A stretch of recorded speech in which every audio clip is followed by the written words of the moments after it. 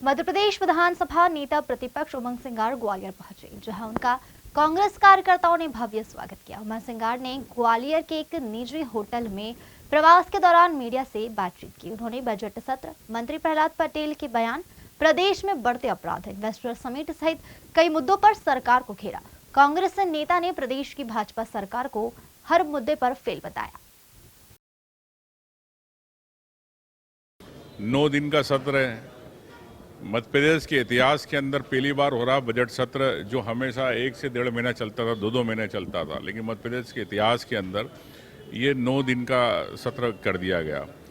तो भारतीय जनता पार्टी लोकतंत्र की हत्या कर रही है। हमने राज्यपाल जी को भी इस बारे में ज्ञापन दिया।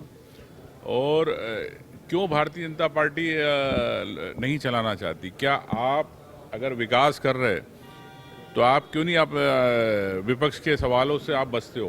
क्यों जनप्रतिनिधि, विधायक, चाहे सत्ता पक्ष हो पक्ष के, वो अगर अपनी बात करना चाहते हैं अपने क्षेत्र की, पानी की, जल की, बिजली की, सड़क की, तालाब की, तो उसकी बात क्यों नहीं करना चाहती भारतीय जनता पार्टी? भारतीय जनता पार्टी की सरकार डबल इंजन की सरकार नहीं है। ये नौकरशाही को बढ़ावा दे रही है, निरंकुश है। और मैं समझता हूँ कि एक तरह से लोकतंत्र की हत्या करके ये केंद्र शासित प्रदेश चल रहा है।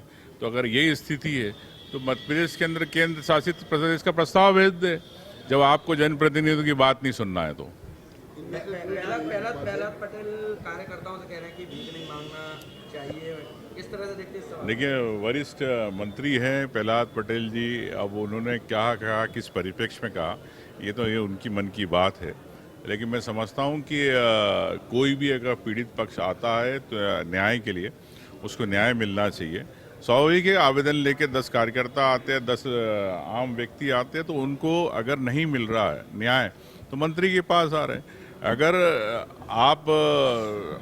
आपके कलेक्टर अगर सही काम कर रहे हैं तो निश्चित तौर से प्रशासनिक व्यवस्था ठीक रहेगी, तो आपके पास नहीं आएंगे।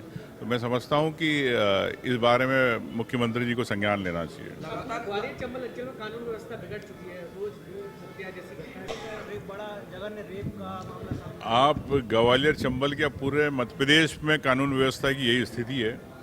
कल परसों टीकमगढ़ में भी ये स्थिति बनी, वहाँ भी नाबालिग के साथ इस प्रकार की घटना घटी। तो मुख्यमंत्री जी कब समीक्षा करेंगे आप गृह विभाग की?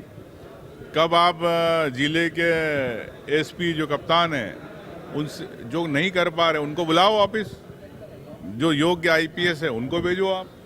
तो मैं समझता हूँ कि मुख्यमंत्री जी के पास खुद के पास विभाग है, अगर नहीं संभाल पा रहे तो बताएं, अगर संभाल पा रहे तो घटनाएं बढ़ रही है, इस घटना को अंकुश कब लगेगा? सरकार को तत्काल इस पर संज्ञान लेके, जिस प्रकार की घटनाएं हो रही नाबालिगों के साथ, इस पर तत्काल उनके संज्ञान लेके कार्रवाई करना चाहिए। जिस तरीके से लगातार जो घटना देखिए, कांग्रेस पार्टी जो भी ऐसी स्थिति रहेगी जिसके अंदर जनता को न्याय नहीं मिलेगा, उसके लिए कांग्रेस पार्टी पूरी तरह धरने, प्रदर्शन और जनता की आवाज़ के रूप में हमेशा खड़ी रही। एक सवाल और, क्या कुछ दिन पहले सीएम ने घड़ियाल छोड़ी थी राजघाट पर, फिर वहीं अब जिस जगह सीएम ने घड़ियाल छोड़ी, पूरे प्रदेश के अंदर रेत माफिया सक्रिय है। और घड़ियाल छोड़ने से क्या रेत माफिया बंद हो गए? क्या माइनिंग डिपार्टमेंट वालों के भ्रष्टाचार बंद हो गया? क्या ऊपर मंत्रियों तक पैसा जा रहा वो बंद हो गया? तो ये अगर भ्रष्टाचार बंद करना है पर्यावरण की दृष्टि से, तो मैं समझता हूँ मुख्यमंत्री जी जिस दिन चाहेंगे 1 घंटे में बंद हो जाएंगे रेत माफिया।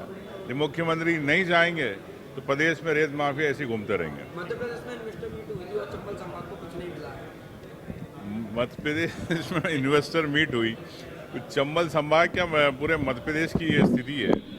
मैंने तो कई बार कहा कि कई ऐसे जो है योजनाएं जिसमें हमारे यहाँ के हथकरघा के उद्योग है, आपके क्षेत्र में चंदेरी है, तो चंदेरी को लेके क्या इनके पास मास्टर प्लान है? कुछ नहीं।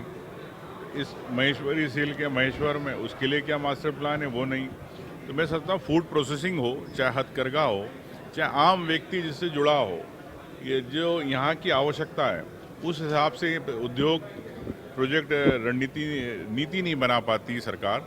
बाहर के आप उपक्रम, सरकारी उपक्रम तो लिया है मोदी जी, लेकिन देश के उद्योगपति मध्य प्रदेश में इन्वेस्टमेंट क्यों नहीं करना चाहते? इससे स्पष्ट है कि मध्य प्रदेश बीमारू राज्य है, कर्ज से डूबा हुआ है, इस कारण उद्योगपति नहीं आना चाहते। कागजों पर जमीनें अलाट कराने से उद्योग नहीं लगेंगे।